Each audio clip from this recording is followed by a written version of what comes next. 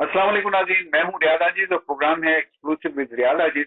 नाज़रीन, इस वक्त टेलीफोन लाइन पर मेरे साथ मौजूद हैं शम्सुल ज़ोहा ज़ुबैरी साहब। आप ईओबीआई वेलफेयर एसोसिएशन के ईओबीआई एम्प्लॉइज वेलफेयर एसोसिएशन के नायब सदर हैं।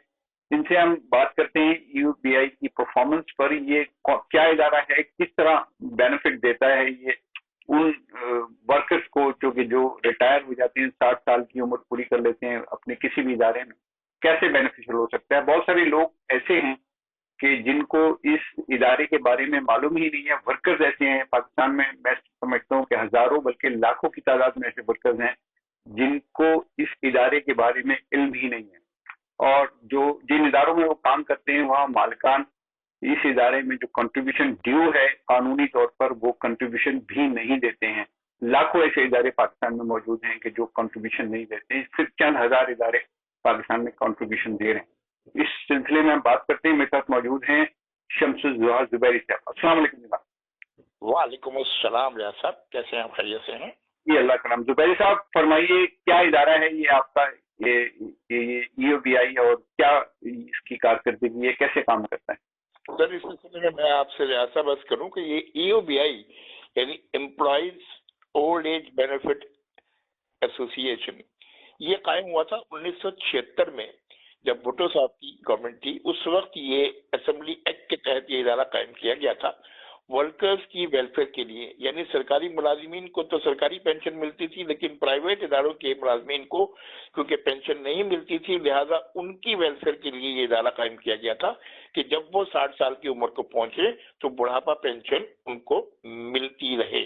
उसके लिए ये कायम किया गया था 1976 में वर्कर्स के लिए। 1986 में इसमें अमेंडमेंट की गई कि ये इदारा सबके लिए होगा, वर्कर्स के लिए भी होगा और जो ऑफिसर्स कैडर में होंगे उनके लिए भी ये इदारा होगा। जी, यानी किसी इदारे में ऑफिसर कैडर में अगर कोई काम कर रहा है तो वो भी ईओबीआई में रजिस्टर्ड होने का अहल है 1986 के तहत, ये अमेंडमेंट के तहत। जी ठीक है जी। अब ये बताइए कि कितने इसमें रजिस्टर्ड मुलाजमीन हैं जो 60 साल की उम्र के बाद पेंशन ले रहे हैं, पेंशन और पेंशनर बन चुके हैं?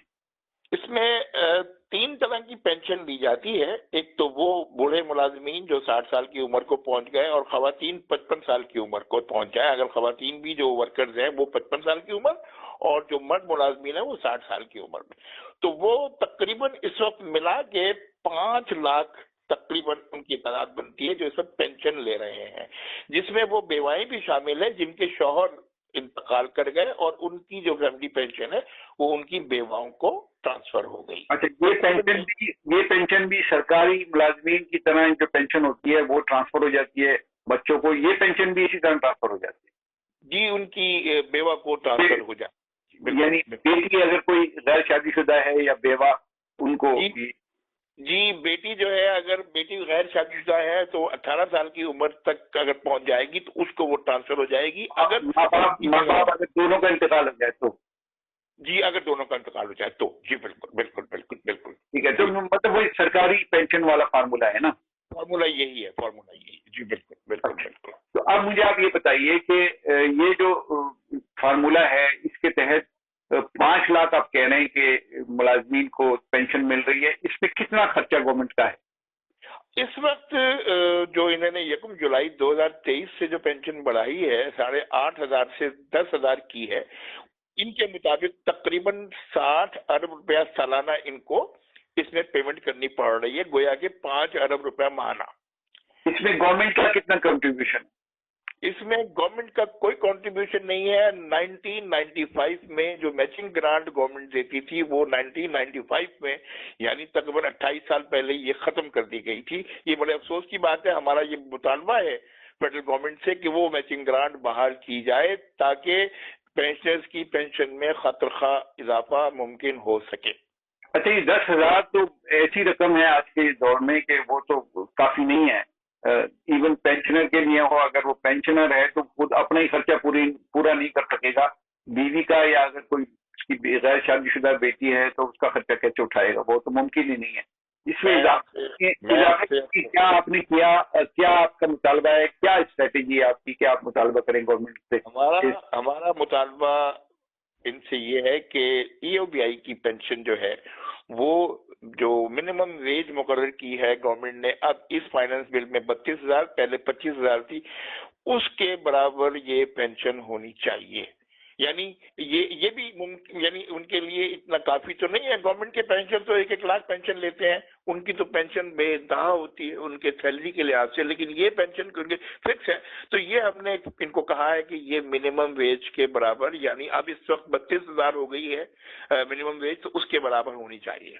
आप ये कह रहे हैं कि 5 अरब माहाना का खर्चा है पेंशन का, और अगर ये बढ़ जाए यानी डबल हो जाए पेंशन 20,000 या 25,000, तो ये तकरीबन 60 गुनी 1 अरब 100 अरब या 120 अरब रुपए का खर्चा हो जाएगा। जी बिल्कुल बिल्कुल बिल्कुल हो जाएगा, बिल्कुल हो जाएगा।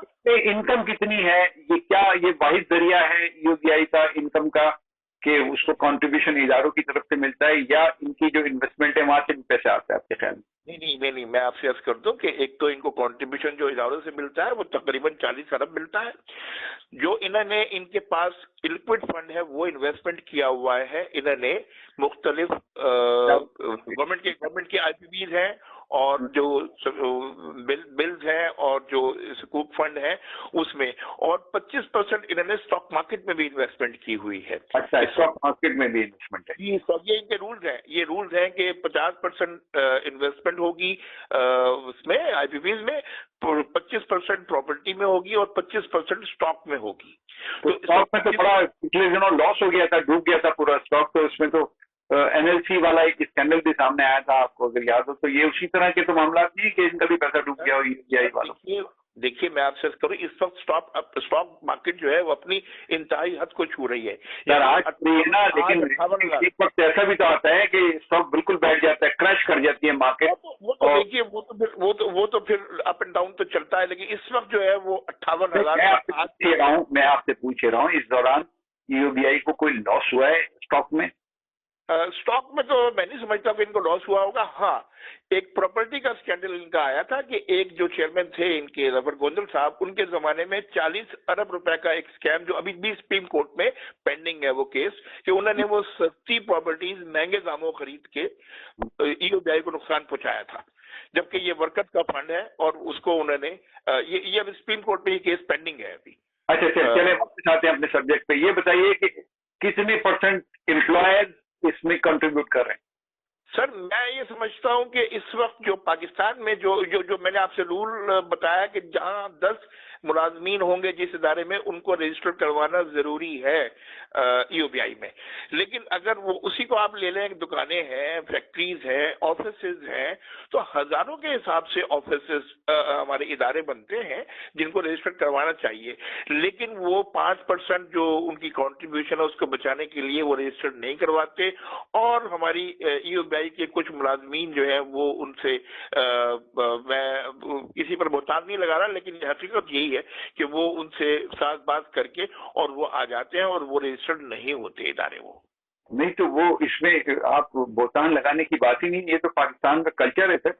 यहाँ तो सारे इदारे यही काम कर रहे हैं, जो उनका लेबर डिपार्टमेंट है वो यही काम कर रहा है, चैसी वाले यही काम कर रहे हैं, तो अगर ईपीएफ वाले कर लेंगे तो कौन सी नई बात हो जाएगी? जी बिल्कुल यही है, और ये बड़ी बदकिस्मती की बात है कि जो उन इदारों के मुलाजमीन है उनका कोई मुस्तकबिल ही नहीं है। यानी वो जब रजिस्टर्ड नहीं होंगे, जब उनका कंट्रीब्यूशन जमा नहीं होगा, तो वो जब 60 साल की उम्र को पहुंचेंगे, इससे गवर्नमेंट फोर्स क्यों नहीं करती, या जो आपकी तहरीक है उसमें आप ये मुतालबा क्यों नहीं करते, या इसमें दायरे क्यों नहीं करते कि भाई सबसे कंट्रीब्यूशन लीजिए आप और सबको शामिल कीजिए, जो भी कमा रहा है इस मुल्क में। ये टूल तो ये है ना कि जो भी इंडस्ट्री कमा रही है, जो भी इदारा कमा रहा है, वो कमा रहा है तो उस एम्प्लॉइज की वजह से कमा रहा है, तो उस एम्प्लॉइज का कंट्रीब्यूशन गवर्नमेंट को लेना चाहिए फोर्सली। बिल्कुल लेना चाहिए। हम जब हमारी चेयरपर्सन से मुलाकात हुई नाइट दुरानी साहब से, मैंने उनसे ये कहा, मैंने पर्सनली कहा, मैंने कहा आपको तो एफबीआर की तरह एक्ट करना चाहिए। जैसे एफबीआर एक्ट करती है, वो टैक्स लेती है, एट सोर्स टैक्स लेती है, तो आपको तो एफबीआर की तरह एक्ट करना चाहिए। उन्होंने कहा बिल्कुल सही कह रहे हैं, लेकिन हमारे पास टीम की कमी है, टीम नहीं जाती, हमारे पास टीम लोग कम है। तो उन्होंने अपना एक्सक्यूज पेश किया, जो बहरहाल वो हम ये समझते हैं दैट इज देयर जॉब, ये उनकी जॉब है, क्योंकि वो उनका इदारा है, वो लोगों को हायर करें और लोगों को बनाए भेजें उनके पास।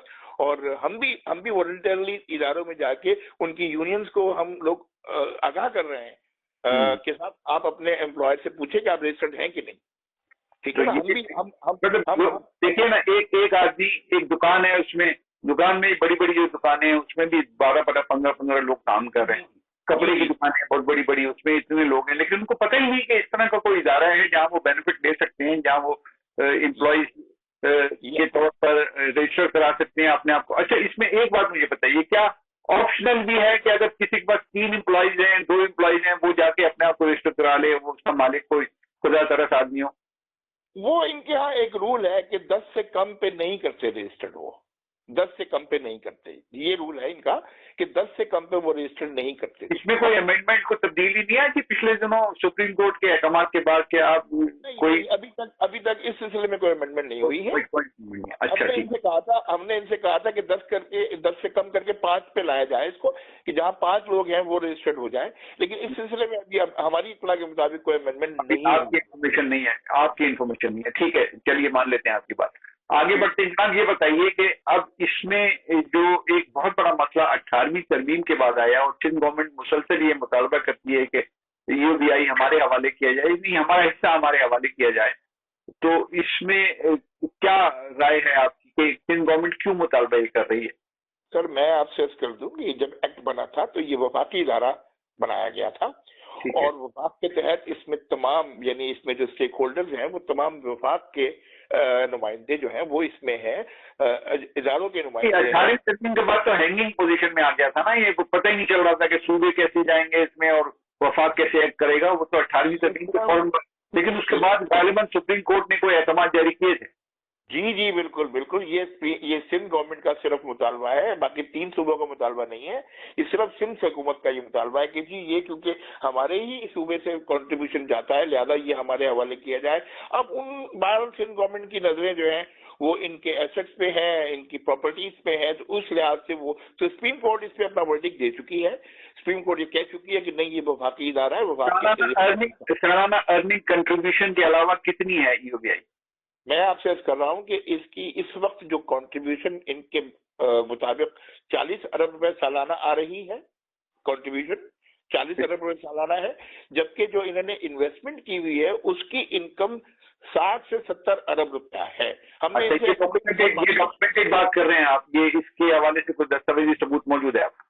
जी बिल्कुल बिल्कुल है, हमने इनसे एक्चुअल रिपोर्ट मांगी है, ये हमें दे नहीं रहे, हम कोशिश कर रहे हैं कि हम एक्चुअल रिपोर्ट इनसे लें ताकि हकीकत जो रियल है। लेकिन ये मैं आपसे बड़ी जिम्मेदारी के साथ बता रहा हूँ कि 40 अरब इनकी कंट्रीब्यूशन है सालाना, और तकरीबन 60 से 70 अरब जो इस वक्त 22% रेट ऑफ रिटर्न है, जो आज से 1 साल पहले 11-12% था, तो वो डबल हो चुका है रिटर्न रेट। तो इनके असासे अब इस बार से तो इनके 50 अरब रुपए सालाना इनको बचते हैं, तो इनके असासे बढ़ते ही जा रहे होंगे, तो कितने असासे होंगे अंदाजन आपके ख्याल में यूबीआई के? इस वक्त इनके असासे 500 अरब से बढ़ चुके हैं। अच्छा, इसके अलावा इनकी प्रॉपर्टी की वैल्यू भी जो है वो तकरीबन 100 अरब से बढ़ चुकी है।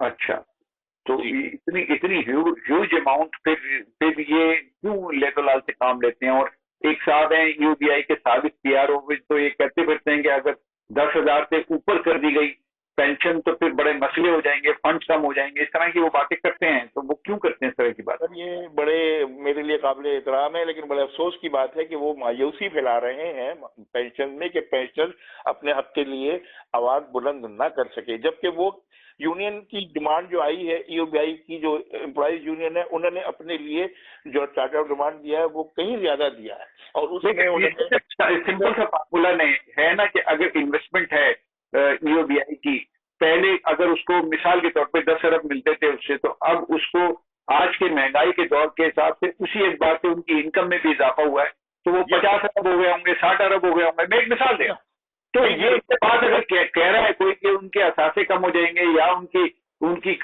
जो इनकम है वो कम हो जाएगी अगर डबल कर दी जाए पेंशन, तो ये कितनी लॉजिकल बात कर रहे हैं? ये हर 3 साल के बाद एक्चुअल रिपोर्ट इनकी रिक्वायरमेंट है करवाना, एक्चुअल रिपोर्ट। तो एक्चुअली भी ये मेरे हिसाब से एक्चुअली भी बड़ी मैनिपुलेटेड होती है, मेरा ख्याल है कि ये लेकिन ये है कि वो यानी वो जो फिगर्स हैं वो ऑथेंटिक फिगर्स नहीं है। मैंने आपसे अर्ज कर दिया इनकी रेगुलर इनकम है, यानी कंट्रीब्यूशन भी इनकी बढ़ती जाएगी और इनका जो इन्वेस्टमेंट इनकम है वो भी बढ़ती चली जाएगी, इसलिए कि इनके जो असासे हैं, जो इनके एसेट्स हैं वो बढ़ रहे हैं, कम नहीं हो रहे हैं, बढ़ रहे हैं। पैसे भी बढ़ रहे हैं, इनकम भी बढ़ रही है, तो उसी तरह पेंशन भी बढ़नी चाहिए जी। ये सलब और सिलब जो आपने अगर फरमाया, किराए की मैं बात करूं तो अगर 10,000 किराया कहीं से आ रहा था पहले, तो अब वहां से 25-30,000 किराया है उस प्रॉपर्टी। मैं एक मिसाल के पास, तो फिर इस बात से तो पेंशनर्स को भी फायदा होना चाहिए ना। इनको ये चाहिए कि जितने इनके जो किराएदार हैं, टेनेंट्स हैं, उनके किराए इनके रियलिस्टिक होने चाहिए। इन लोगों ने मिल मिला के इनकी एक और भी प्राइमको बनी हुई है जो कि बिल्कुल इस सिलसिले में कोई फाल किरदार अदा नहीं कर रही, और वो बिल्कुल अपना चुप करके बैठे हुए हैं। इनको चाहिए किराए बढ़ाएं। यानी मिसाल दूं आपको, एक मिसाल किराया बढ़ता है ना, वो तो एग्रीमेंट में शामिल होता है कि 10% सालाना आपका किराया बढ़ेगा। ठीक है, बहुत शुक्रिया आपका जुबैरी साहब। मैं इंशाल्लाह किसी और नशिस्त में आपसे मजीद बात करूंगा। हमारी खासी तवील बात हो गई है क्योंकि टाइम की कैद होती है, हम भी पाबंद होते हैं टाइम के हवाले से। तो बहुत शुक्रिया, आपने गुफ्तगू